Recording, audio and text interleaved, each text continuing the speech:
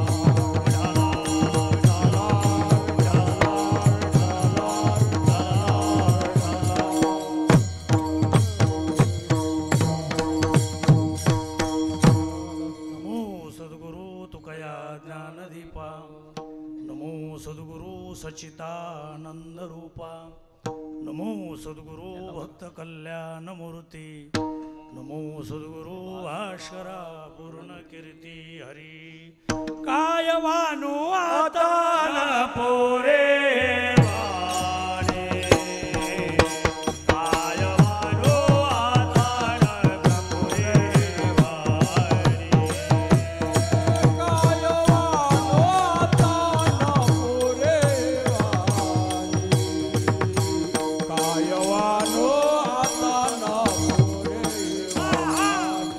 Hey!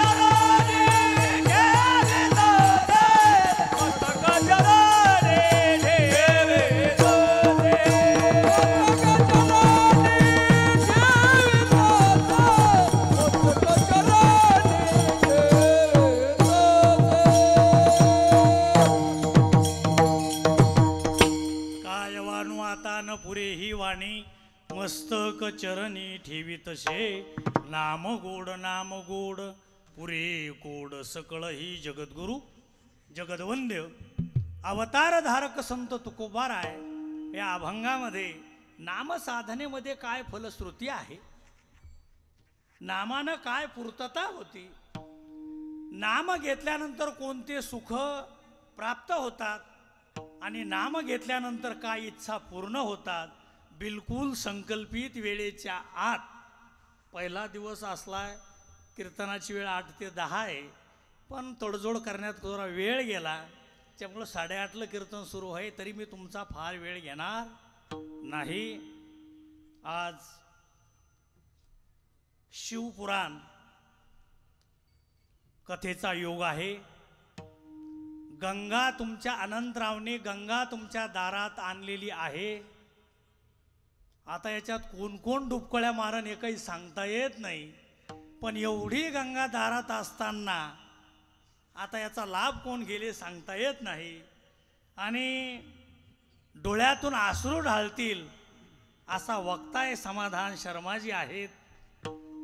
आणि शिवपुराण एक नवीन कथा तुम्हाला ऐकायला मिळणार आहे. आणि या नामोत्सवातली पहिली 4 तारीख मी घेतलेली होती, पहिली 4. नंतर आनंदराव म्हणे बुवा थोडी अडचण आहे हो. मी म्हणलं मी अडचणीचाच डॉक्टर आहे. मी कीर्तन करायला लागल्यापासून अजून कधीच विचारलं नाही दिवस कोणता आहे म्हणून. समाजासाठी कीर्तन करून काही फारसा उपयोग नाही, कारण त्यानं किती दिवे लावले हे चांगलं माहिती आहे आम्हाला. कीर्तन हे देवासाठी असतात. आम्ही जगद्गुरु तुकोबारायचे अनुयायी आहोत. आज जगद्गुरु तुकोबारायचा जन्म उत्सव आहे. कदाचित ही तुकोबारायचीच इच्छा असेल की पहिल्या दिवशी जी सेवा आहे ही तुकोबारायचंच कोणीतरी वारस असावं, असं मला याच्याबद्दल आनंद आहे. पहिल्या दिवसा बुवा कधीही कुडुमोड तोंड करतो, मी कधीच करत नाही. हे त्याच्यातलं मुख्य मर्म आहे. आणि अनंतरावचं भरभरून प्रेम आहे. अनेक सप्ते करणारे पाहिले मी, पण एवढी प्रचार यंत्रणा करणारा बुवा हाच पाहिला फक्त. मी रोज पाहत होतो. मी रोज बाहेर गावी जरी कीर्तनाला होतो तरी मी पाहत होतो. आणि पुन्हा एक मला नवल वाटतंय, बुवा राजकारणातून परमार्थात आलाय आणि असा बुवा जर राजकारणात आला तर आणि चांगलं होईल 100%. लग्नाच्या अगोदर सरपंच होणारा बुवा अनंतरावच. लग्नाच्या अगोदर एवढ्या कमी वयात आहे. तुम्ही परमार्थाबद्दल तुमचं स्थैर्य कायम राहो. तुमचं जे काही सगळ्यांची नावं मला माहीत नाही, पण वैद्य परिवार जो आहे मला त्यांनी सांगितलं महाराज 90 जण आहेत म्हणे आम्ही. अहो 90 जण म्हणून तर तुम्ही कोणाची मळी बांधू शकता, एवढी संघटना आहे. आणि आज तुम्ही एका जागी आले, परमार्थासाठी एका जागी आलेले आहेत, ज्या धारणेनं आलेले आहेत. आणि शिवपुराण तुम्ही लावलेलं आहे. सब देवन का बाबा आहे. देव भोळा समजू नका बरं का. हां, शंभू महादेवाला भोळं समजायचं पहिलं हे डोक्यातून काढा. म्हणून जे गावी केला वास त्याशी नसावे उदास. तुम्ही विश्वनाथ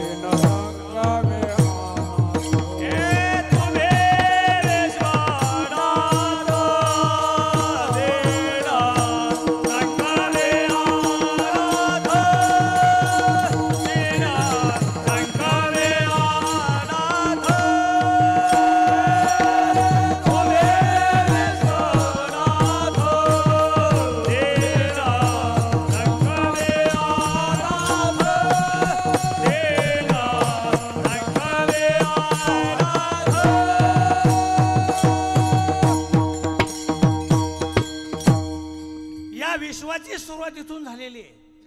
शिवपुराण म्हणजे विश्वच आहे. निर्मितीच आहे. ज्या जगातल्या पहिल्या गोष्टी असन, पंढरपूरचा संप्रदाय सुरू झाला पण शिवापासून. पंढरपूरची बरं का श्याम भाऊ, पंढरपूरची पहिली. मला श्यामचं नाव ऐकून मी आणि खुश झालो बरं का बुवा, कारण वारका त्याला सगळंच वाजवता येतं. त्याच्यामुळं म्हणलं मी गीतं वाजवायला कोणी आधी ते सांगा. पण तब्येतीने जरा खराब झाला, लोड घेतला का काय काही कळलं ना. पण पंढरपूरची जी पहिली वारी आहे ती आपले हे बाबा आहेत, जे तुमचं आज आधारस्थान आहे. हरी रंभादिकनाथ ते उभ्या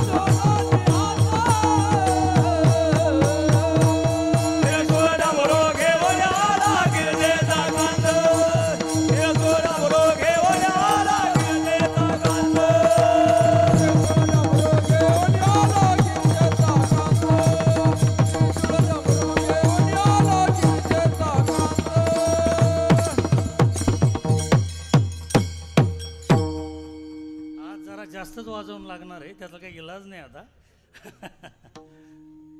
रंभादिक नाचती उभ्या जोडोनी हात, पंढरीची पहिली वारी शिवशंभूनी केलेली आहे. नंतर सुरू झाल्या बाकीच्या वाऱ्या. म्हणून असं एक स्थान आहे आणि त्याचं नामस्मरण आहे. वारकरी संप्रदायाचा असा दंडक आहे, असा नियम आहे, पहिल्या दिवशी नामपर प्रकरणातील अभंग घ्यावा. संप्रदायाचे जवळजवळ आम्ही सगळेच नियम कटाक्षानं पाळतो. सप्ताह कुठेही असो आणि कोण्याही गावात असो. नाही पाणी पिऊ देणार, नाही पाणी पिऊ देणार, नाही गुळ खाऊ देणार, नाही गुळ खाऊ देणार. हे जे नियम आहे आम्ही आमच्या 2 तासापुरते तरी पाळतो. त्याच्याबद्दल कोणीही दुःखी होऊ नये आणि पाळलेच पाहिजे. एवढा मोठा खर्च होतोय, सोन्यासारखी वेळ आहे आणि त्याच्यात आपल्या वाट्याला काहीतरी थोडंसं तरी निदान आलं पाहिजे. एवढं करून जर आपलं 2 तास वेळ जर वाया गेली तर त्याचा फारसा काहीही उपयोग होणार नाही. म्हणून अनंतरावनं तुमच्या दारात गंगा आणली, याचा फायदा घ्या आणि आपल्या अभंगाकडे आपण आता ओढू. नाम गोड नाम गोड. इथं नाम गोड सांगितलं, पण इथं नामाची चव नका धरू. विषय कसा आहे, कधी कधी माणूस म्हणन की नाम गोड आहे. हे गोडीनं चव नाही. या नामामध्ये या नामाची जी व्याख्या आहे, हे नाम म्हणजे सुख.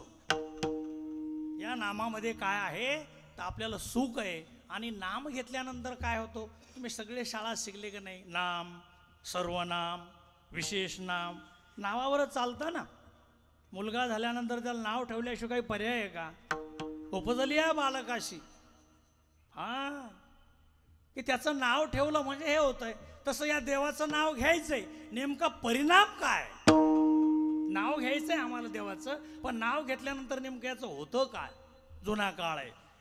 जुन्या काळात त्या बाईनं त्या नवऱ्याचं नाव घेतलं की या माणसाला गुदगुल्या व्हायच्या बा. आता गुदगुल्या होत नाही, परिणाम नाही. कारण काय झालं, त्याच्यातलं सगळाच कसच गेली निघून. कारण सोयरीक झाल्यापासून जेच फोन चालू होतो तर लगनला घुसतं. त्याच्यामुळं त्या नाव घेण्यात काय राहिलंय, काहीच राहिलं नाही ना. ते नाव घ्यायचंय. पुन्हा आता नवीन सिस्टम सुरू झाली, हिंदू संस्कृती लोप पावत चालली. एकेरी नावानं नाव अजून खेड्यापाड्यात ते हवा आली नाही, पण एकेरी नावानं संबोधनं. नाव आहे, नावाला काय किंमत आहे, कशा करता घ्यायचं देवाचं नाव. एक बाई शाळेत गेली, तिचा मुलगा 5 वर्षाचा 6 वर्षाचा पूर्ण झाला. गुरुजीने विचारलं, काय तुमच्या मुलाचं नाव? माझ्या मुलाचं नाव रामचंद्र आहे म्हणे. याच्या वडिलाचं नाव काय? म्हणे वडिलाशी काय संबंध आहे तुम्हाला? मी या मुलाला 9 महिने 9 दिवस मी वागवलंय म्हणे, माझं नाव टाका समोर. गुरुजी म्हणू लागले, बाई तसा कायदा अजून पास झाला नाही, तशी काही आम्हाला अजून ऑर्डर नाही तुमचं नाव पुढं टाकण्याकरता. पण पुढं जर नाव याचं टाकलं तर तुम्हाला याचा काही विशेष लाभ भेटणार नाही. तुम्हाला चांगलं माहिती आहे का नाही, बाई लग्न करून आल्यानंतर तिच्या वडिलाचं नाव पुसल्या जातं आणि पतीचं नाव पुढं जातं. ज्या दिवशी तिचं नाव वडिलाचं नाव पुसलं त्या दिवशी ती अर्ध्या इस्टेटीची काय झाली, मालकीन झाली. आणि बुवा गेल्यावर अहो म्हणा ना बंद्याच, काय लाजायचं काम आहे का? सगळीच मालकीन कोण झाली? बाई झाली. नाव फक्त काय, नाव बदलल्यामुळं. गुरुजी हुशार होते, म्हणे तुमच्याकडे जमीन किती आहे? म्हणे बाई 20 एकर आहे म्हणे, आणि एकटाच रामचंद्र आहे. बार काय हरकत नाही म्हणे, मी तुमचं नाव याच्या पुढं लावतो, पण हा मुलगा या इस्टेटीचा वारसदार होणार नाही. कस काय? जोपर्यंत त्याच्या बापाचं नाव पुढं येत नाही तोवर तो या इस्टेटीचा वारसदार होत नाही. मी तुम्हाला याच्याकरता सांगितलंय की आपलं तुमचा आमचा नाश आहे, म्हणून त्या देवाचं जर नामस्मरण तुम्ही जर केलं तर देवाच्या नावावरली दैवी संपत्ती सगळी नामस्मरण करणाऱ्याच्या नावावर ही ऑटोमॅटिक होती. त्याच्याकरताची नामसाधना आहे. आणि नाम कसं आहे महाराज, सगळ्या गोष्टी या जगातल्या आटल्यात.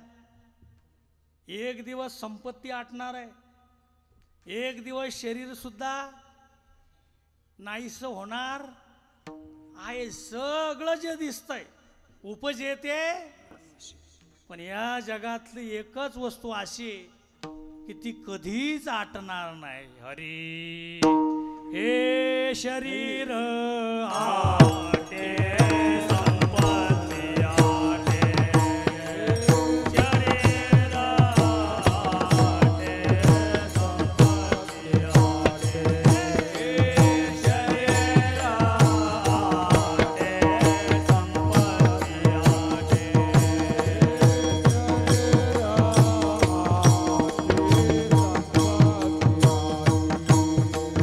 Hey, na na,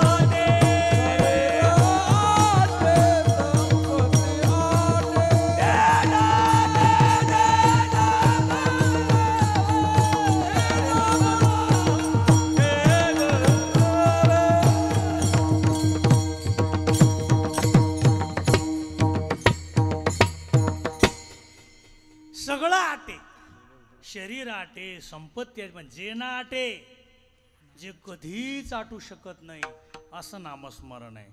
आणि अनेक जन्मात ह्या ज्या गोष्टी आहेत, नाम एकदा मुखाला येण्याकरता अनेक जन्माचं पुण्य लागते.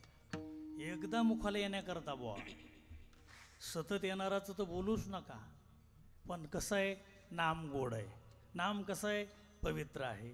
आणि नाम जे, आणि कोणतेही साधनं तुम्ही करू द्या, नामापेक्षा श्रेष्ठ या जगात, या भूतलावर ही जी सृष्टी निर्माण झाली, पृथ्वी, आप, तेज, वायू, आकाश, प्रत्येक गोष्ट ही 10-10 पटीनं एकापेक्षा एक, एकापेक्षा एक, एकापेक्षा एक मोठी आहे. प्रत्येक गोष्ट कशी आहे, मोठी, प्रत्येक गोष्ट मोठी आहे. पृथ्वी, आप, तेज, वायू, आकाश, सगळ्या गोष्टी मोठ्या आहेत. पण नामसाधना जी आहे ती केवढी मोठी आहे. एकदा मोठ्या घरच्या 3 महिला बसल्या. महिलाच्या गप्पा सुरू झाल्यावर त्याला काही आकार नसतो इतका. सुरू झाल्या म्हणजे सुरू झाल्या. श्रीराम प्रभूची आई कौशल्या अंजनीला सांगू लागली, म्हणे महापोरगो काय तुला साधं वाटलं म्हणे. हा 400 मैलाचा पूल बांधला आणि रावणाने नेलेली सीता घेऊन आला म्हणे. इतकं सोपं पोरग नाही म्हणे. मग बर असं सांगितल्यावर दुसऱ्या महिला मुकी राहिले म्हणल्यावर तिला का महिला म्हणायचं का? अंजनी म्हणे काय गप्पा आणते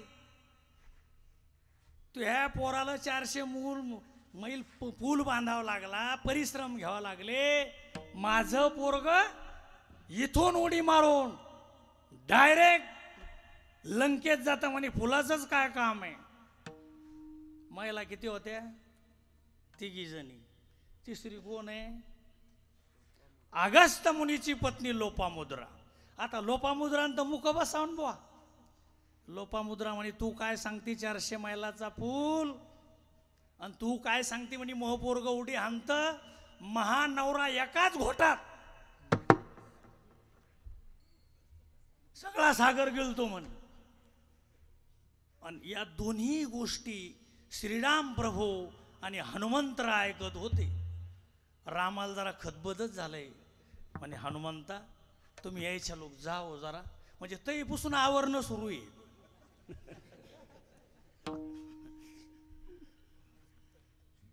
तुम्ही यायच्या लोक जा, मला हे ऐकायला पण कसं कान वाटायला लागलं म्हणे. तुम्ही यायच्या लोक जा म्हणे बुवा. श्रीराम प्रभू गेले. कौशल्याई साहेब स्वयंपाक करत होत्या. म्हणे तुह्या रामाकून 400 मैल पूल होत नाही, आपसात मोकं राहून घे. कारण रामानं स्वतःच्या हातानं दगड टाकला, पहिल्याच डुबकाळीत गेला. का गेला? त्याला रामाला बी लवकर मिळ नव्हता लागला. रामाला हनुमंतरायाला विचारलं श्रीराम प्रभूनं, का रे म्हणे मी टाकलेला दगड गेला कसं काय तुम्ही सांगा. जे माणूस देवान सोडलं ते राहीन कसं, डुबन ना. विषय कसा आहे, जे देवाकडून सुटलं ते डुबलं म्हणून समजा, त्याची शंकाच धरायची नाही काही. म्हणून सांगितलं ही किंमत तुझ्या रामाची नाही, ती किंमत नामाची आहे. आणि मग कौशल्य झाल्यावर अंजनीकडे गेले. अंजनीला सांगितलंय माझी उडी इतक्या लांब जातच नाही, जोपर्यंत मी जय श्रीराम म्हणल्याशिवाय माझ्या नामाचा संचार जोपर्यंत होत नाही तोपर्यंत माझी उडी पलीकडे जात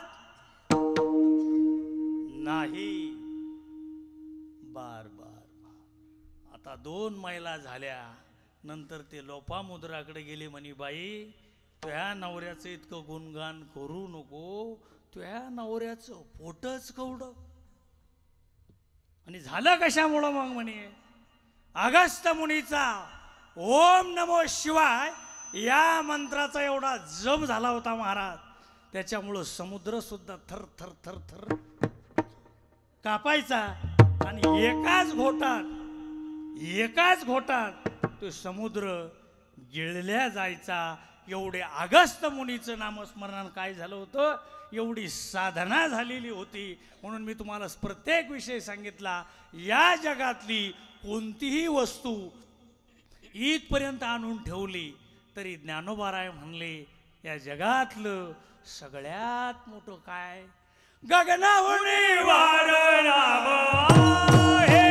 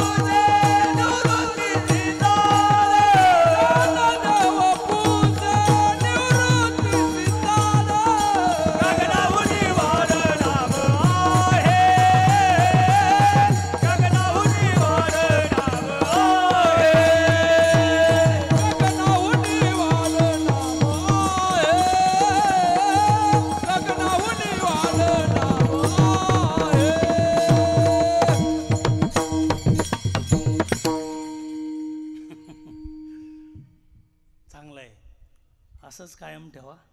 सप्ताह रंगवणं तुमच्या हातात आहे बरं का. त्या मागच्या टाळकऱ्यानं जर ठरवलं ना महाराज येड्यात आणायचा, एक वाजवणारे, या दोन गोष्टी. आणि मी कुठं जाताना अगोदर पाखवा द्यायचं विचारतो कोणी म्हणून. कारण ह्या असं कधी कधी बऱ्याच ठिकाणी असं होतंय बरं का. शांबा मी नवाजेल पाखवा त्याकडे गेलो पण नाही लागला होता आळा. एक तर उठून देता येत नाही, मोठ्या बऱ्याच पंचायती. श्यामलाही सगळ्या माहीत होतं की बॉल धोतर लागतं. हे असे असलंच पाहिजे. आणि माणूस नेमात आहे बरं का अनंता भाऊ. आम्ही तिकडं बगर धोतराचं माणूस उभंच करत नाही, चालतच नाही आम्हाला बगर काष्ट्याचं. कशालाच चालत नाही, पूजाला चालत नाही, काहीच नाही.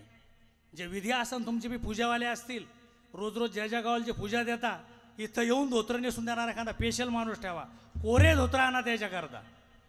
आणि बघा धोत्राशिवाय अजिबात पूजा करू देऊ नका कोणाला. कारण त्याच्या पदरात काहीतरी पडलं पाहिजे. नेमून द्या त्याला. कोरे धोतर लागा त्याला सांगा तुम्ही इतकं हे ना करू, कोरं धोतर घेऊन यायचं म्हणावं. आणि नेसायचं किती टाईम त्याला म्हणावं. असं 18 काळ नाही नेसायचं, पूजापुरतं नेसायचं फक्त. आणि लोक धोतर त्याच्यामुळंच नेसन ना, फक्त महिलाचा दाब त्याच्यावर आहे. आम्हालाही चांगलं जड गेलं आहे. पहिल्या पहिली आमचे टाळकरी शोर आले की सोल्डेच धोतर. ते घरी जातच नसे धोतर नेसून. की आज आहे जरासा फॉल्ट आहेच येतो धोतराचा, इतकं सोपं नाही आहे ते. नवीन माणूस नेसलं की पहिला एकदा मागं पाथ, एकदा पुढं पाथ. ते सांगता येत नाही त्याचं, पण मापात असलं पाहिजे. तुकोबाराय ज्ञानोबाराय सांगतात की वारकरी हा वेशेत पाहिला पाहिजे, वेशेत असला पाहिजे वारकरी. म्हणून नामसाधना जी नामानं सगळ्या विषय सगळ्या इच्छा या पूर्ण होतात असं रमेश महाराजाचं मत नाही, हे जगद्गुरु तुकोबारायचं मत आहे. एक राजा होता आणि एक राणी होती. त्या राणीची एक खंत होती पहा. तो आणि कधी कधी काही माणसाचा असा जगभर दांगडूच आहे नुसतं नामस्मरण. नामस्मरण करण्याच्या दोन पद्धती सुरूच. असं इतकं दिसलं बी नाही पाहिजे, आपला त्रास दुसऱ्याला बी झाला पाहिजे, सुरूच नामस्मरण असं एक आहे. आणि एक पद्धत अशी त्या माणसाचं काहीच दिसत नाही. कारण रा शब्द उच्चारतो, रा म्हणल्यानंतर सगळी पापं बाहेर पडतात. आणि म म्हणल्यानंतर बाहेरलं पाप आत येऊ नये म्हणून हे कुलूप आहे, रा आणि म. पण त्या राणीची एक खंत होती, माझा नवरा कधीच नामस्मरण करत नाही, त्यानं एकदा तरी राम म्हणाव. एवढं लक्ष ठेवलं महाराज त्या बाईनं. 4-5 महिने ध्यान आळस देता देता तरी म्हणाव, खाली बसता बसता तरी म्हणाव, निदान झोपातून उठल्या उठल्या तरी. पण ती काही जमच न मिळवा. ते काय करावं एक गोष्ट. एक दिवस काय कसं बुद्धी सुचली का नु त्या राजाला. आणि हळूसकून उठता उठता राम शब्द मुखातून गेला. त्या बाईनं दुसऱ्या दिवशी पेड्याचे बॉक्सच घेतले ना, वैद्य वडगाव घेतलं, जेपूर घेतलं, जे जे गाव आहे ते राजा म्हणे झालं काय, हे पिढे कसे काय वाटणं चालले म्हणे, काय झालं म्हणे. अहो अलौकिक झालंय.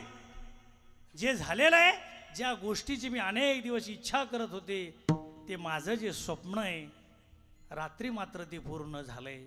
तुमच्या मुखातून राम गेला. अरे राम राम राम, तुझ्यासाठी चांगलं झालं म्हणे, पण माझ्यासाठी एवढं वाईट झालं.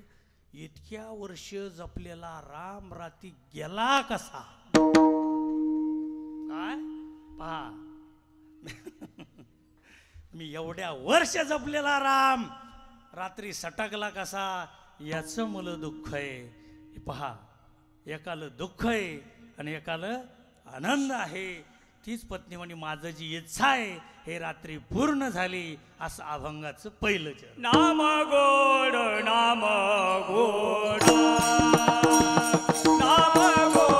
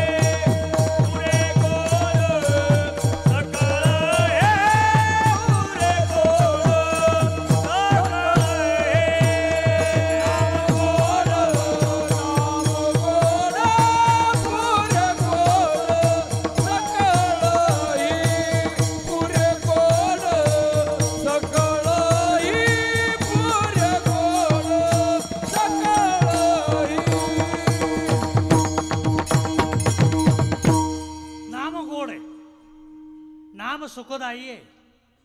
पुन्हा नामे तरला नाही कोण, ऐसा द्यावा निवडून. बर नाम श्रद्धेनं घेणाऱ्यासाठीच फायद्याचं आहे का ज्याची आजीबार देवावर श्रद्धा नाही त्यानं बी घेण्यात फायदाच आहे. आपण काय करू, जो देवाशी चांगला आहे, देवाशी एकरूप आहे, जो श्रद्धेनं सेवा करतो त्याचं देव काम करेना, जो त्याची काही शंकाच नाही. पण जो देवाचा कठोर विरोधक आहे, त्या देवाचं नावच चालत नाही, त्या देवाला पानं चालत नाही, अशाचं बी काम करतो का हे आपल्याला पाहणं गरजेचं आहे. एकदा ऋषीचा आशीर्वाद होता. नल, नील, जांबुवंत यांना ऋषीचा आशीर्वाद होता. आणि यांना ऋषीचा आशीर्वाद असल्यामुळं आशीर्वाद लागत असतो कोण्या बी कामाला. बगर आशीर्वादाचे माणसं सध्या बेजार आहे पा. हा, फुकट आशीर्वाद भेटत नाही बरं का श्याम. हा, त्याच्यासाठी परिश्रम करणं लागते. साधूच्या पोटात शिरणं सोपं नाही, लय सेवा करणं लागते. आणि मग त्या साधूच्या मुखातून निघलं की चांगलं होईल तुमचं की झालं म्हणून समजायचं. साधू तितका दर्जेदार पाहिजे. हा, तुकोबाराय म्हणले, बहु तू झाला चतुर शहाणा आणि शुद्धाचरणा चुकू नको. प्रखर मत आहेत तुकोबारायची, न पचणारी मत आहेत. आणि यांचा ऋषीचा आशीर्वाद आहे, यांच्या हातानं दगडं तरतात. ही बातमी लंकेत गेली. लंकेत गेल्यानंतर त्या राक्षसांना कळालं की श्रीराम प्रभूच्या ताब्यात अशी माणसं आहेत की त्यांना जर ऑर्डर सोडली की दगड येऊन पडतात. जर एखाद दिवशी त्यांनी जर ऑर्डर सोडली आणि हे दगड जर आपल्यावर येऊन पडले आणि आपण जर जीवानं गेलो तर काय उपयोग आहे आपला, काय उपयोग आहे. ही सगळीची सगळीच मंडळी रावणाकडे गेली. सगळे राक्षस एका जागी झाले आणि त्यांनी हात जोडले म्हणे, रावण महाराज आज आम्हाला सगळ्यांना सुट्टी द्या म्हणे, आम्हाला आमच्या मुलाबाळात जाऊ द्या, कारण तिकडं अशी दर्जेदार मंडळी आहे म्हणे. असे आशीर्वाद त्यांच्यावर त्यांनी जर ऑर्डर सोडली, जा आणि लंकेच्या राक्षसावर जाऊन पडा, तर आम्हाला 1 सेकंद नाही, निमिष सुद्धा लागणार नाही म्हणे. अशा टायमाला धीर धरावा लागत असतो. हा, मी त्या दिवशी सांगितलं होतं, होई बळकट. काय झालं पाहिजे माणूस? हा, धीर धरला पाहिजे, होई बळकट. आणि माझ्या मनार येतो धीट झालं पाहिजे, धीट. हा, कसं धीट झालं पाहिजे एकदा पटकन सांगूनच देत होते. वाघाच्या गुहेत शेळ्यातलं चुकेल बोकडू शिरलं वाघाच्या गुहेत. आता त्याच्यात ते शिरलं, त्याला ते कळालं की ही गुहा वाघाची आहे म्हणून. ही याच्यात मी जी शिरलो ही वाघाची गुहा आहे, आणि तो आला म्हणजे आपल्याला खाणार. पण त्या असा विचार केला महाराज त्या बोकडानं, काय सांगावं तुम्हाला. ती म्हणे आला वाघ, काही अंतरावर होता. अरे वाघा, केधुलची वाट पाहतो म्हणे मी तुझी. अरे ती जीच पळी लागलं, पण एका वाळल्या झाडावर एक माकड होतं बा. ती म्हणे अरे तुमचं खाद्य आहे ते बोकड आहे म्हणे, वाळल्या झाडावरलं माकड आहे, ऐकलं पाहिजे काही बी बरं का. त्या माकडानं सल्ला दिली. ते म्हणे येडा आहे का तू, जो माझ्या गुहेत शिरतो तो काय मामूली माणूस असेल का. ते म्हणे नाही ना, ऐका ना वाघोबा तुम्ही. पण एक काम करू म्हणे, त्या माकडाला काही कामच नसतं मदत पडायचं, पडलंच ते म्हणे मै शेपूट आणि तू शेपूट एकायला बांधू. माकड म्हणे मी पुढं चालीन वाघोबा आणि तुम्ही मागच झाला. आता ते बोकडोबा म्हणायला लागला, या वाघालं आमच्या दुईच्या भांडणात पडायची काय गरज होती, पण पडतेतच पहा. माकडाला गरज नव्हती ना भांडणात पडायची, आणि ते आलो पा. पण बोकड्या पक्का होता, बरोबर जवळ येऊ दिला. म्हणे अरे माकडा, तुला 2 वाघ आणायचे सांगितले म्हणे, एकच कस का आणला. असं म्हणताना महाराज माकडाच्या चिंधड्या झाल्या. कशामुळं? फक्त बळकट असलं तसे राक्षस जवळचे जाऊ द्यायचे नाही. त्यावेळेस रावण म्हणू लागला, चिंता करू नका, माझ्या सुद्धा हातानं दगड तरतात. राक्षस म्हणे सगळं आयुष्य याच्या संग गेलं आपलं. त्याच्यामुळं वाट पाहायला काढ तरी सगळीची सगळी मंडळी गेली महाराज. समुद्राच्या ठिकाणी गेली. 10 राक्षसाला उचलून असा दगड उचलला आणि व्हा म्हणे तुम्ही आता बाजूला. ते बाजूला गेले. रावण काय म्हणला ते कीर्तन सुटायचे आज सांगणार आहे मी तुम्हाला. त्या दगडाशी काय बोलला ते बोलला, आणि दगडाला बोलून ते म्हणे व्हा म्हणे बाजूला, उचलला आणि तो टाकला, ते तरंगला महाराज दगड. रावणानं सांगितलं जा बसा, 20 राक्षस बसा, 50 बसा. पण ते दगड डुबून आणते. राक्षस आनंदी झाले की नाही आपल्याकडं बी काही माणूस आहे म्हणे, व चांगला माणूस आहे म्हणे आपल्याकडं. आणि ते निघली मग मिरवणूक. रावण की जय हो. मिरवणूक निघायला टाईमच नाही. मिरवणूक झाली. ती मंदोदरीनं ऐकलं बा की आपल्या नवऱ्याची सध्या काही इलेक्शन लागलं नाही म्हणे, काही निवडणूक झाली नाही, मिरवणूक कशाची, सगळं झालं. पण 10 तोंडाचा बुवा होता, पण त्याला माहीत होतं एका तोंडाची बाई आपल्याला घरी गेल्यावर जमू देणार नाही. कीर्तन समजतं ना, समजलं पाहिजे फक्त. ते गेले बुवा, त्याच ते म्हणे आता इकडं पटवलं म्हणे मी, आणि आले. मिरवणूक झाली. शयनगृहामध्ये गेले आणि शयनगृहामध्ये बसल्यानंतर अहो तुमची मिरवणूक कशाची होती म्हणे. लय लवाजमा चालला होता, सगळे राक्षस उड्या मारत होते, रावण की जय म्हणत होते. रावणाला माहित होतं सगळ्या ठिकाणी जमलं, इथं जमत नाही म्हणून. माझ्या हातात जाऊन पाय, माझ्या हातानं आवाज बंद, तही पुसून बंद येऊ सगळ्याचाच. बंधुधरी काय म्हणे, ज्या बाल हट्ट, स्त्री हट्ट, योगी हट्ट, गप्पाच आणू नये कोण, बाहेर पाय आपटाव, घरी आपटू नाही, काहीच चालत नाही. ते म्हणे सांगा, मी एक सांगते म्हणे, राम नामानं दगड तरतात, तुमच्याकडून नाही धरू शकत. एवढ्या मोठ्या बुवा, एवढी मोठी तपश्चर्या मुकाट्यात झाला हो बुवा. तरीपासून आम्ही मुकाट्या म्हणून काय नवल आहे काय एवढं? आणि काय झोपायचं नाही, झोपू देणार नाही, याच्यातलं गुह्य सांगितल्याशिवाय अजिबात झोपू देणार नाही. ती म्हणे एक काम कर म्हणे, हे मी फक्त तुलाच सांगतो आणि मी बी तुम्हालाच सांगतो, तुम्ही फक्त घरी झोपणार आहे सांगू नका. काय ते म्हणे मी हात सोडतो म्हणे, हे तुलाच सांगतो म्हणे, कोणाला सांगू नका. म्हणे काय? आपल्याकडे एकही राक्षस थांबत नव्हता, सगळे राक्षस निघून चालले होते.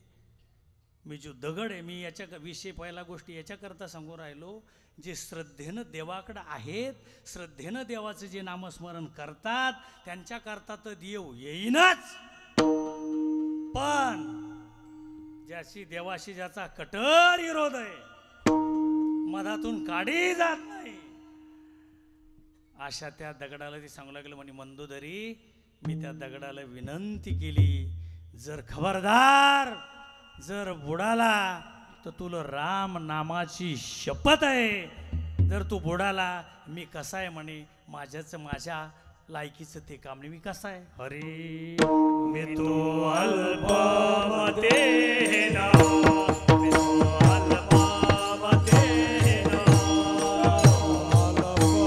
अल्पमते ना, मी तो अल्पमते ना. काय वर्णो तुमचे गुण, काय वर्णो तुमचे गुण, काय वर्णो तुमचे गुण, काय वर्णो तुमचे गुण. उदकी तारेले पाषाण, उदकी तारेले पाषाण, उदकी तारेले पाषाण, उदकी तारेले पाषाण. ये महिमान नामाचे, ये महिमान नामाचे,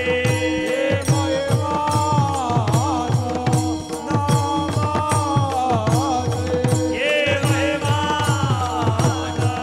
नामाचे.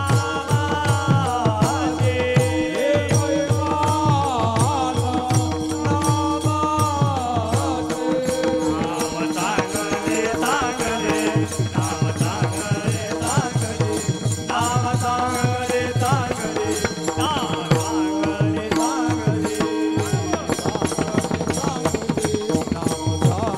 चांगले, नाम चांगले चांगले, नाम चांगले चांगले. मी तो अल्पमते ना, काय वर्णो तुमचे गुण, उदकी तारेले पाषाण, हे महिमान नामाचे. अल्पमते ना, काय वर्णो तुमचे गुण, तारेले पाषाण, हे महिमान नामाचे.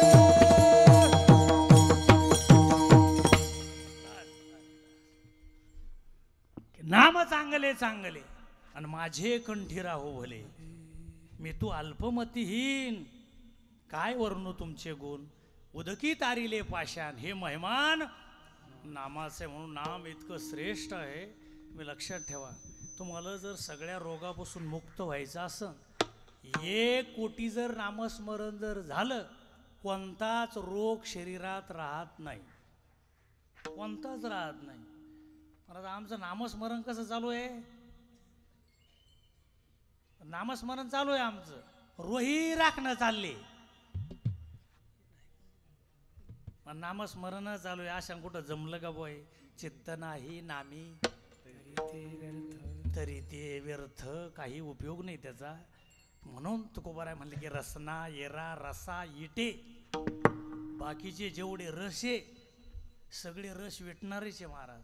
किती दिवस झाले हो संसारात आपल्याला, खरंच सांगा, प्रामाणिकपणानं करायचं. तुम्ही चांगल्या मंडपात बसेले, खरं बोलून घेणारे, मी तवाच घराकडे जाणार आहे आज. हां, चांगल्या मंडपात बसले तुम्ही, तर तुम्हाला कोणाचा फोन आला, पाहुण्याचा यो मेवण्याचा यो, तुम्ही काय म्हणता? नाही भाऊ, तुम्हाला जर आला फोन, लाल शर्टवाल्या भाऊचं काय नाव आहे,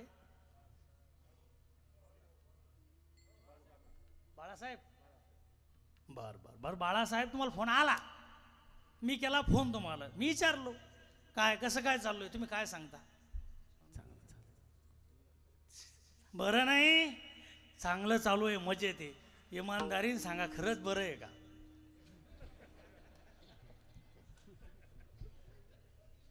मी असंच मला एकदा तुमच्यासारखा भेटला होता, ते म्हणे महाराज आनंदी आनंद आहे म्हणे. मग थांबा जरसं, मी घरात गेलो, शाळूचे दाणे आणले, हातावर घेऊन सांगा म्हणलं. याच्यात जर सगळं बरं असतं महाराज, एवढा नामोत्सव, एवढी कथा पुराणं करायची काय गरज आहे? अहो, संसारात जर सुख असतं तर परमार्थ नावाची वस्तू निर्माण झाली नसती जगात, अजिबात निर्माण नसती झाली. जिकडं तिकडं मेळच आहे, सगळा पांग गेले. आणि असा संसार नाही की त्या संसारात काही समस्या नाही म्हणून. अनेक समस्या आहे, कोणाच्या काय समस्या असतील त्या सगळ्या सांगायला आपल्याला काही रिकाम पण नाही. अनेक समस्या आहे, लय मोठ्या समस्या आहे. चौकटीच्या आत गेले की सगळ्या समस्याच समस्या. भांडणंच मिटवायचं काम, सगळं बोलायचंच काम नाही. म्हणून याच्यामध्ये सुखाचा पत्ता अजिबात नाही. आणि का रसे मरण गाठी, हा रस नाही रस. आणि हा जो रस आहे, हा रस आनंदाचा, आणि घोष करा हरिनामाचा, हा रस असा आहे. आता तुम्हाला 2-3 रस माहिती आहे फक्त. एक आंब्याचा,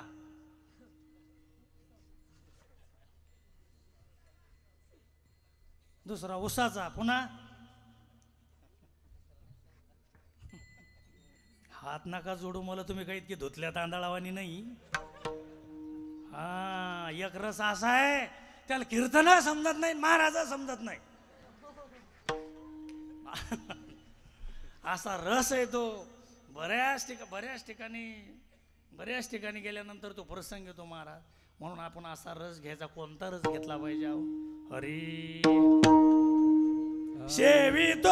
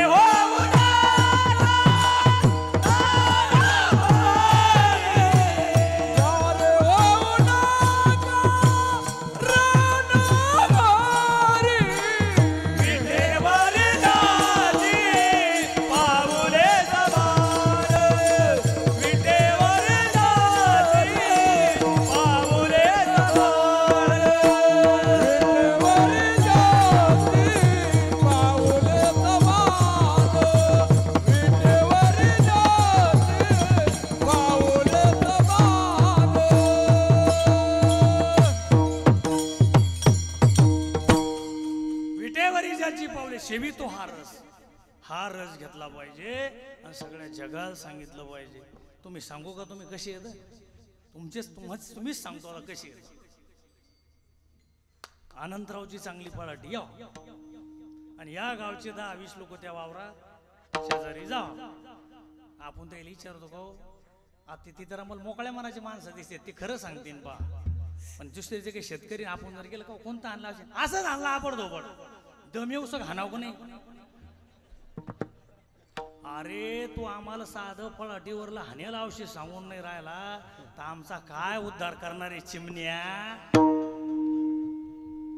की काय तू? अरे तुला म्हणजे अशी इच्छा आहे का आपली की आपल्या शेजाऱ्याचं सुद्धा चांगलं व्हावा, याचं सुद्धा असंच व्हावा, असं वाटतं का कधी?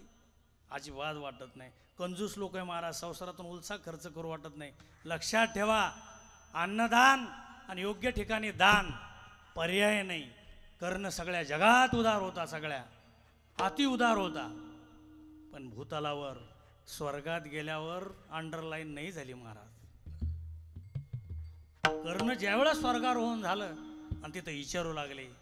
ते म्हणे का हो, माझी राहण्याची एक सगळी सोय आहे म्हणे इथं, पण जेवणाचं काही कोणी विचारायलाच तयार नाही. तिथल्या एका संभावित व्यक्तीने सांगितलं, कारण तुला जेवण नाही मिळणार म्हणे, कारण तू खालच्या भूमीवर कधीही अन्नदान केलेलं नाही. हे मोठं महत्वाचं आहे बरं का. आता या तुमचा सगळ्याच्या कपाळावर काय शिक्का आहे? करण्यासारखा उदार कोणीच नाही. पण मोठा प्रॉब्लेम आहे बुवा, कोणी जर जेवायला आलं का नाही आणि कर्णाकडे जर आलं तर त्या कर्णानं काय करावं, अंगुठ्याजवळ जे बोट आहे ना, हे धर्मराजाच्या घराकडे करावं. आणि सगळे लोक कुठं पाठवा? धर्मराजाच तिकडे, हे बोट अंगुठ्याजवळ. मग ते म्हणे का आता मला तुम्ही जेवण देणार नाही, मग मला पर्यायी व्यवस्था काय? म्हणे काहीच नाही, तुला भूक लागलं की अंगुठ्याजवळ बोट चोखायचं म्हणे. मी सांगितलं याच्या करता की तुमच्यावरती पाळी येऊ नये.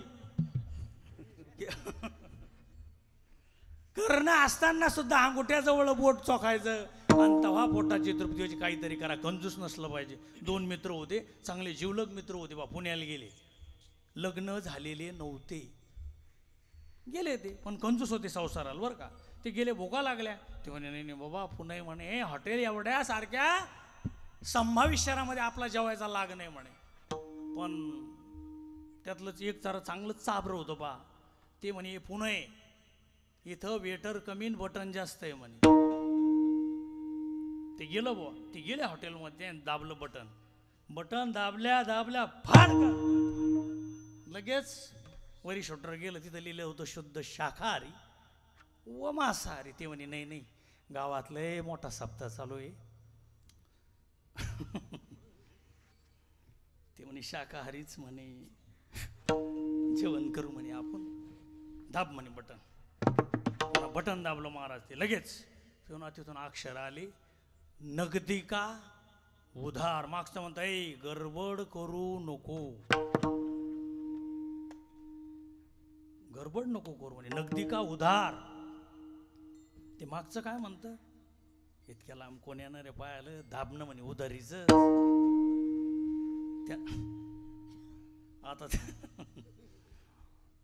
आता ते उधारीचं जे बटन होतं ना, त्याचं कनेच एसटी स्टँडला जोडेल होतं. बटन दाबणं आणि मोटर स्टँडवर बैस म्हणे गाडी, तो बाप आहे का म्हणे इथं, आणि चाल घराला. ते पुन्हा वापस फिरले महाराज. ते म्हणे करे काय नशीब आहे म्हणे आपलं. पण ते पुढं पुन्हा एका चौकातून एंटा त्याने पुन्हा पाठी पाहिलीच महाराज. असे पाठी पाहणारे लय. तिथं लिहिलेलं होतं, या बसा पोटभर जेवा, तुमचे पैसे नातू देईन. यायनं डोक्यात पहिला हा विचार केला, अजून आपलेच लग्न झाले नाही आणि बहुतेक आता व्हायचा बी. आणि मग ते त्याला पोरं होईन, आणि मग आपले ते पोरं कधी तिथं जातील, आणि मग कधी हे सोपं आहे म्हणे. त्याला शंका आली. पुन्हा ते मेन माणसाकडे पुन्हा गेले, म्हणे का तुमची पद्धत कशी आहे?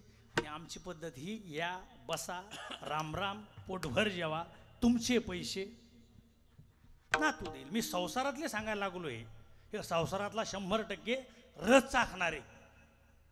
ते गेले बुवा, जेवणं घेऊन केले, पोटभर जेवणं झाले द्यायचे. आणि ते म्हणे चाल आता उठायची तयारी द्यायची. उठल्याबरोबरच बरं का आनंदराव, ते माणूस आला हॉटेलचा, हे साडी खाले, 720 रुपयाचं बिल आणून त्याच्या पुढे ठेवलं. पण हे काय दिलं म्हणे तुम्ही? अहो म्हणे हे बिल आहे म्हणे, तुमची पद्धत म्हणे, या बसा राम पोटभर जेवा, तुमचे पैसे नातू दे. पण हे बिल कसं काय म्हणे आमच्याकडं? नाही म्हणे, याच्या अगोदर तुमच्या आजाईतून जेवून जायले आणि तुम्ही त्याचे कोण आहे म्हणे, काढा. म्हणून बाबा हो, संसार करताना त्याच्यात इतका चघळून नका खाऊ की त्याच्यात काही कुठं काही इतकं गुंजलेच नाही. हरी संसार दुःख मोळा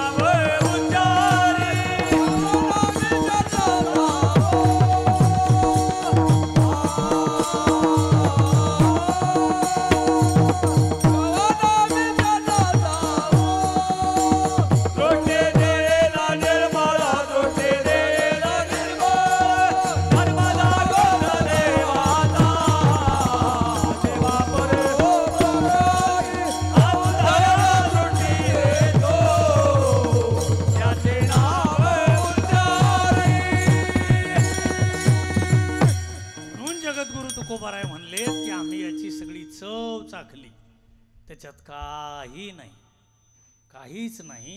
आणि का रसे मरण गाठी. बाकीचे जे रस आहे महाराज, हे जास्त पिण्याच्या आधीन लोक होईल ना, हे डॉक्टरकडे जा. ते डॉक्टरला काय म्हणते, तुम्ही असं औषध द्या, आमचं पिणं चालू राहिलं पाहिजे,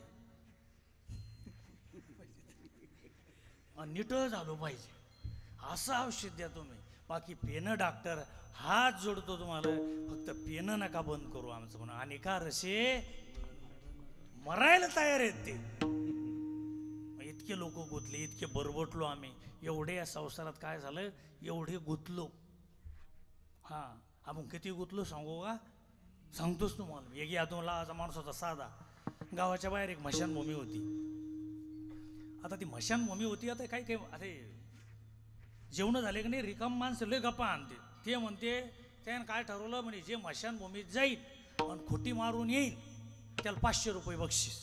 आता काही काम आहे काय विषयाशी, हे म्हणे मी जातो म्हणे असं. आता कधी कधी माणसानं असे कामं करूच नाही. हे गेलं बा, याला माहीत होतं की 500 रुपये गेले, यानं पाठवलं आहे ना, हे तिथं गेलं. आता गडबड सरबड काम, आता ते यादू ते धोतरण्यात जाय. आता धोतरावाल्या माणसाला फार सांभाळून कामं करणं लागते. आता ते खाली बसल्यावर त्याचा बंदाच पडदा पांगला, खाली बसल्यावर धोतर बंदच पांगलं.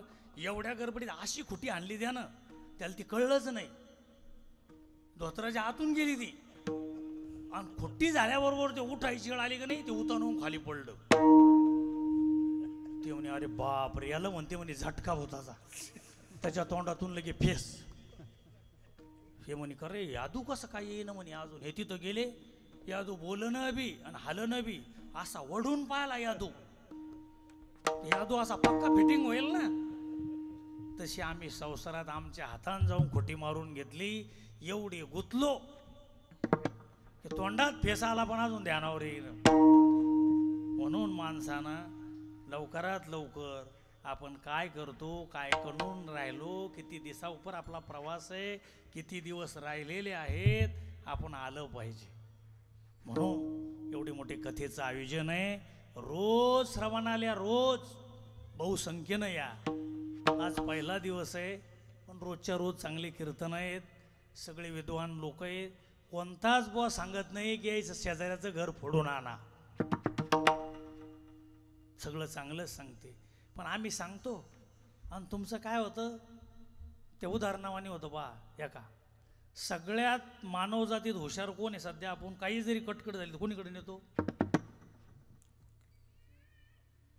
कोणाकडे जात असतो आपण. समजा वाद एखादा जातो कोणाकडं, वकिलाकडे जातो. मी असं गडगड बोला बुवा, आपण काही वाद असला, बरं जाऊ द्या, कोण्या वकिलाकडे तुम्ही आता लोक गेले, ते वकील असं म्हणला काही काम होत नाही म्हणून. बर आपलं चुकलेलं आहे हे मलाही सुद्धा कळतं, आपलं हे जे चुकलेलं आहे तो वकील चुकेले असं म्हणतो का, जमतच म्हणतो. एका माणसानं डायरेक्ट फोन केला आणि ते वकिलाकडे गेला.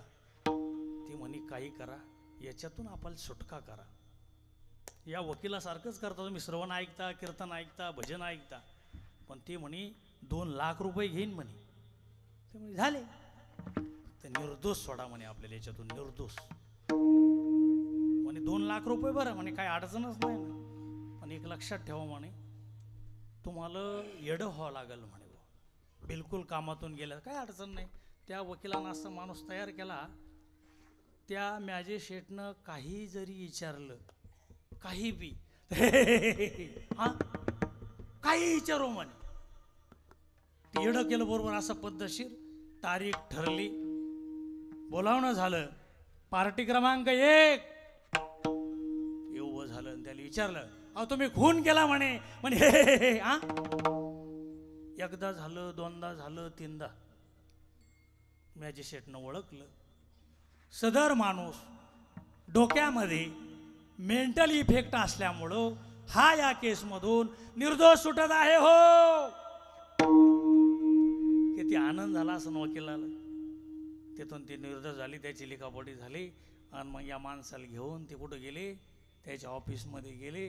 आणि मग ऑफिसमध्ये गेल्यानंतर ते म्हणे 2 लाख रुपये द्या म्हणे. हा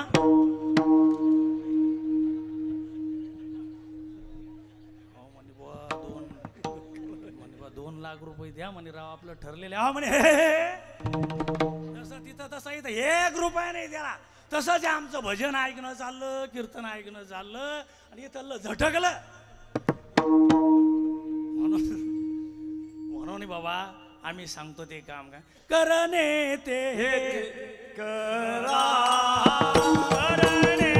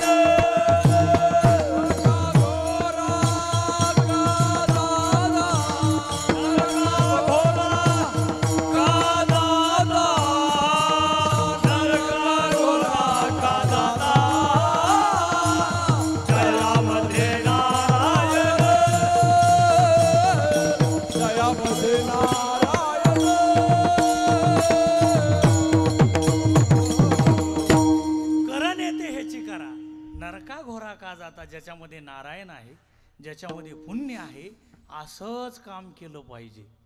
आणि तेच आपल्यासोबत पुण्यच कळायला का तयार नाही आज. पुण्य कशामध्ये मी नेहमी कीर्तनात सांगतो, महिलांनाही सांगतो, पुरुषांनाही सांगतो, आपल्या घरात वडीलधारी जे माणसं आहे यांची सेवा करा. अगोदर त्यांना विचारा तुमचं जेवण झालं का, असं फक्त विचारायचं.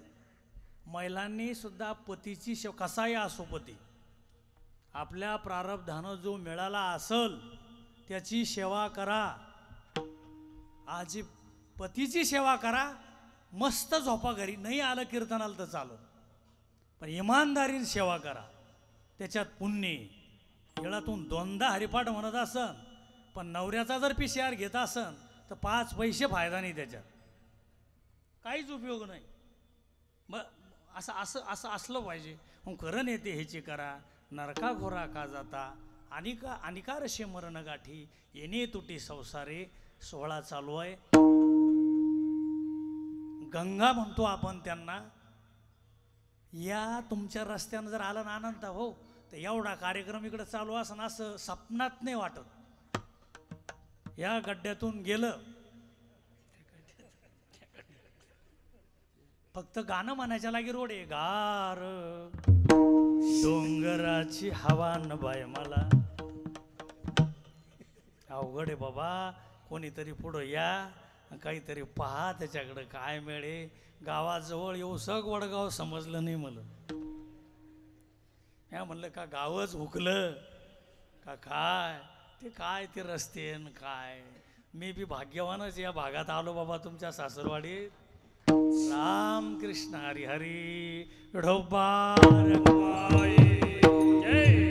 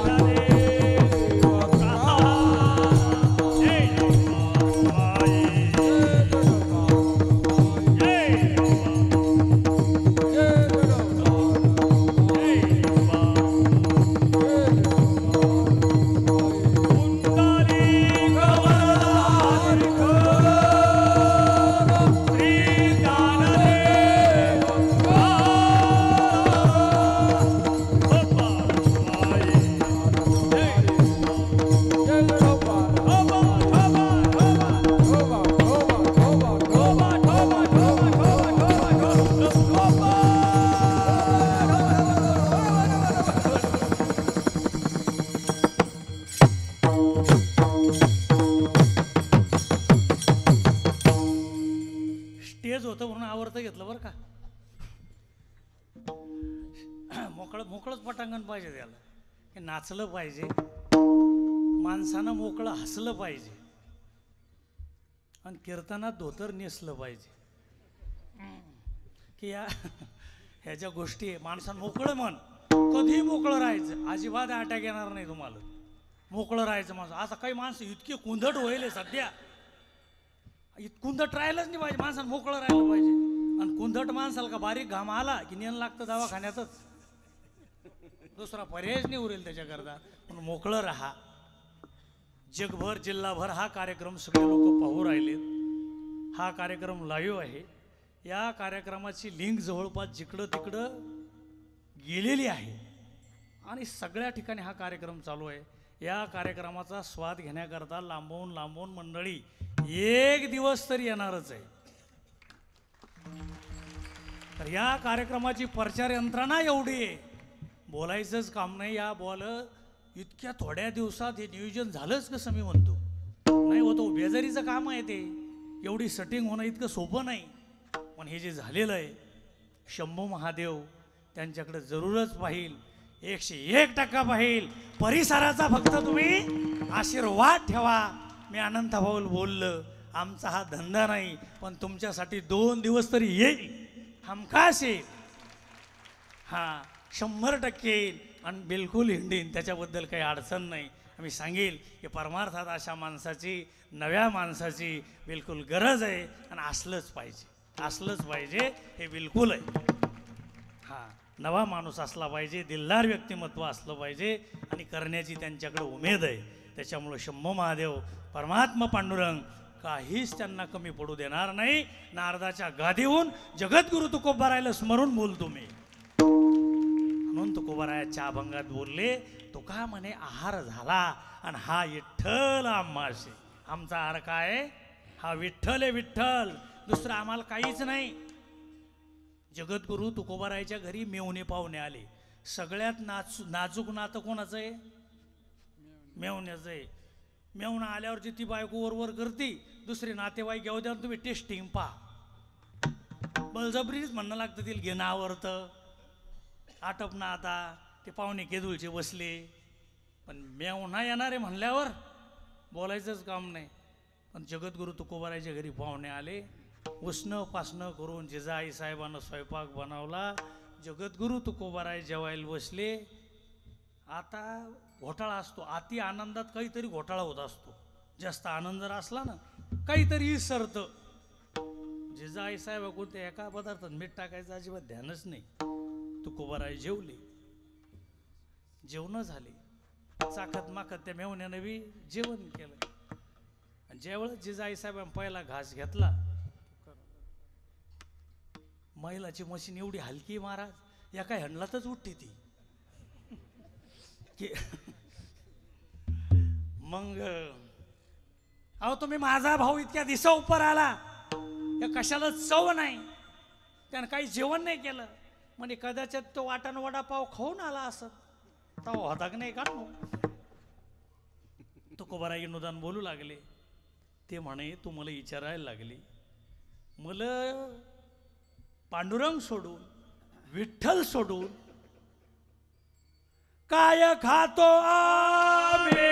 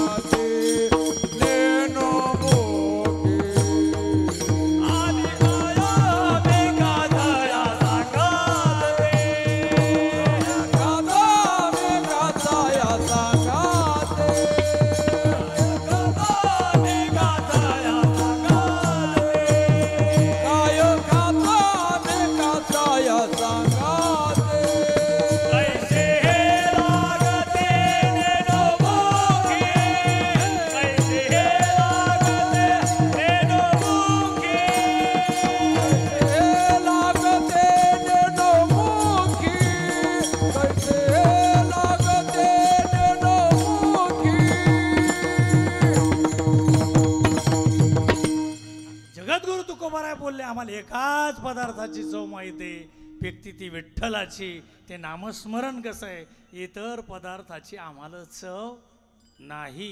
आणि बहुतेक बाकीच्या पदार्थात चव बी नाहीच, ती चव गेलेलीच असते. पण आपल्याला असं वाटतंय त्याच्यात काय चव आहे. भले एका जणांनी विचारलंच भाऊ, म्हणजे महाराज हॉटेलीच्या भज्यापेक्षा जर घरचे भजे इतके चांगले नाही लागत. आता याला का उत्तर आहे का काय. म्हणलं त्यांना 7-8 दिवस झाले आंघोळ करेल नसती, आणि त्याच्यामुळं त्याच्या हाताला जरा चव आहे. खाऊ नये, या गोष्टी पाळल्या पाहिजे, आचरण पाळलं पाहिजे. लघुशंकेला गेल्यानंतर खळखळ खळखळ पाय धुतले पाहिजे, त्याच्यानंतर नामस्मरण करा. या गोष्टी सांगायच्या नाही, सांगायची पाळी आहे. सांगायची पाळी आली. कथेला येताना तिथून बिलकुल सावचित्ताने यायचं, हात पाय तोंड धुवून यायचं. तुम्हाला माहिती आहे का, एका राजाचा नुसता उडदाच्या दाण्या इतका पाय कोरडा होता, तर त्याच्यात कली शिरला हो. हरिश्चंद्र राजाचा. आपला बंधाच कोरडा आहे ना. त्याच्याकरता आचरणशील राहा. चांगली कथा चालू आहे. बिलकुल पहिला जरी दिवस असला, कीर्तन 8:30ला सुरू झालं, 10:30ला ज्ञानदेव तुकाराम होईनच, याच्यात काहीच शंका राहणार नाही. रोजची कीर्तन सेवा ही 8 ते 10 या वेळेत झाली पाहिजे. आणि ही वेळ प्रत्येक बॉल सांभाळायला सुद्धा लावा. आमच्या बॉल लोकायला थोडासा काय आजार आहे, उशिरा यायचा, फोन कर्जा असे, आणि वेळेत येऊन वेळेत कीर्तनं होतील. आजचा पहिला दिवस होता. पहिल्या दिवसचं सोंग आमच्या तिकडं तुमच्याकडे सोंग होते का नाही, पण पहिला पदार्थ कोणता येतो पात्रावर?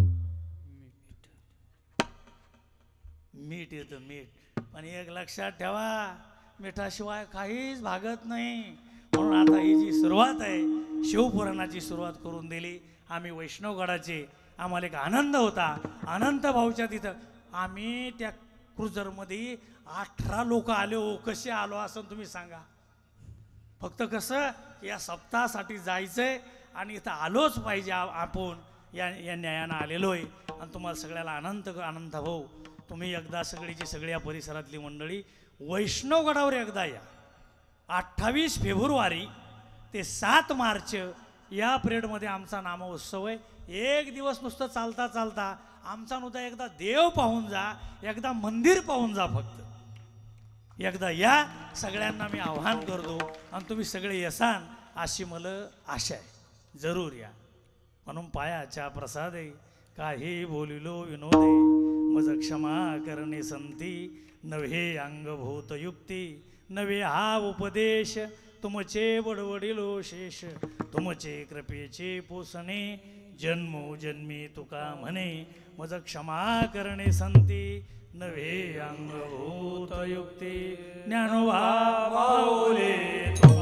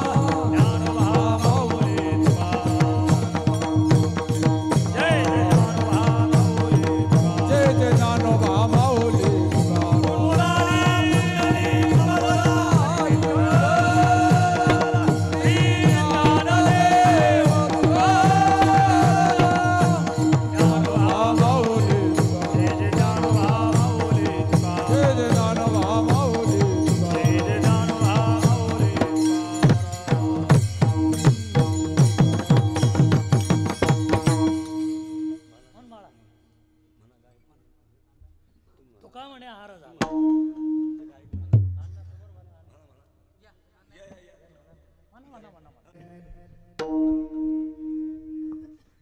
तुका म्हणे हार झाला, तुका म्हणे हार झाला, तुका म्हणे हार झाला, तुका म्हणे हार झाला, तुका म्हणे हार झाला, तुका म्हणे हार झाला, तुका म्हणे हार झाला, तुका म्हणे हार झाला. हा विठ्ठल माशी, हा विठ्ठल आमाशी, रचना वेर रचावी ते, रचना वेर रचावी ते. हा विठ्ठल आमासी, हा विठ्ठल आमासी, रचना वेर रचावी ते, रचना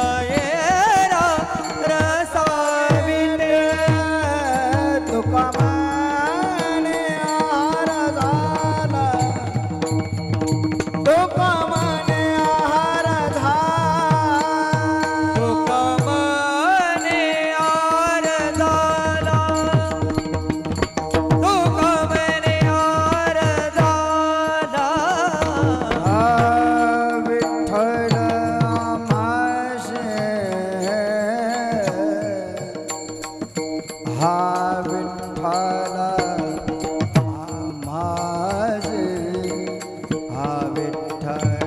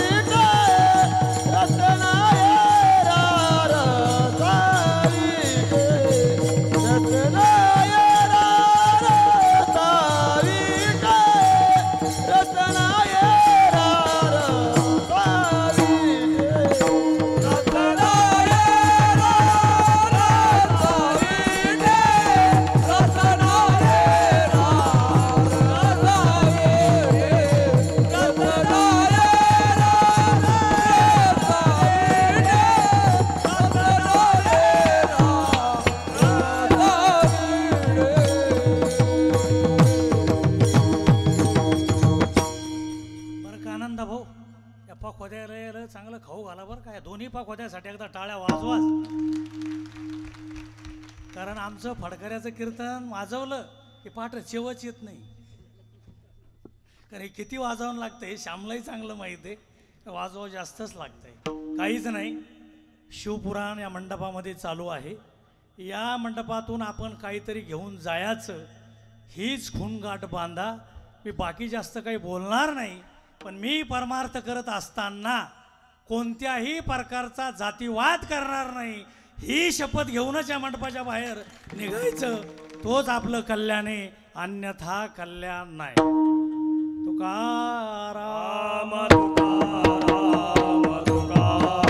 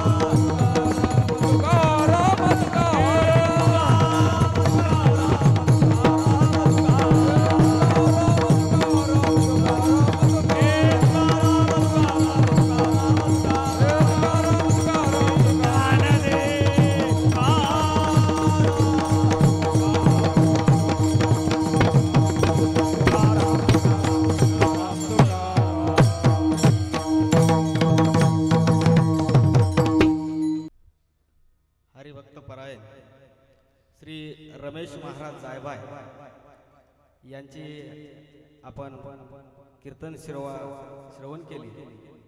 खूप असं छानसं कीर्तन महाराजांनी आपल्या या शिव महापुराण कथेमध्ये पहिलं कीर्तन आयोजित केलं. महाराजांनी तारखेची सुद्धा नाराजी व्यक्त केली नाही, याच्याबद्दल मी महाराजांचा आभार मानतो. आणि भव्य श्री शिव महापुराण कथेची प्रारंभ आजपासून झाला आणि प्रारंभालाच एवढ्या मोठ्या संख्येनं पंचक्रोशीतील आलेल्या सर्व गावकऱ्यांचं मी या शिव महापुराण कथेचा आयोजक म्हणून आभार व्यक्त करतो. व तसेच आजचे कीर्तनकार श्री हरिभक्तपरायण रमेश महाराज जायभाय यांचे सुद्धा आपल्याला या शिवकथेमध्ये कीर्तन सेवा दिली याबद्दल आभार व्यक्त करतो. व त्यांच्यासोबत आलेले टाळकरी गायक वादक या सर्वांचं मी आपल्या या कीर्तन सेवेमध्ये सेवा दिल्याबद्दल आभार व्यक्त करतो. तसेच उद्याचं दिनांक 3 फेब्रुवारी रोजीचं कीर्तन हरिभक्तपरायण मुक्ता महाराज चाळक व शिवानी महाराज चाळक यांचं जुगलबंदी कीर्तन होणार आहे. तरी या कीर्तनाचा सुद्धा सर्व आपल्या परिसरातील श्रोत्यांनी कीर्तन श्रवणाचा लाभ घ्यावा. व समाधान महाराज शर्मा यांची सकाळी 11 ते 2 या वेळेमध्ये आपले भव्य श्री शिव महापुराण कथा ही होणार आहे. महाराजांनी सांगितल्याप्रमाणे सकाळी 11ला बरोबर कथा सुरू होईल. आपण या परिसरातील सर्व नागरिकांना एवढीच विनंती आहे की अजूनही जास्तीत जास्त या शिवकथेमध्ये आपल्याला जेवढा जास्त सहभाग नोंदवता येईल. पहिल्यांदाच आपल्या या परिसरामध्ये भव्य श्री शिव महापुराण कथा एवढ्या मोठ्या प्रमाणावर आयोजित झाली आहे. तरी सर्व परिसरातील गावकऱ्यांना मी महाराज सप्त्याचं कोणी निमंत्रण आतापर्यंत दिलं नाही.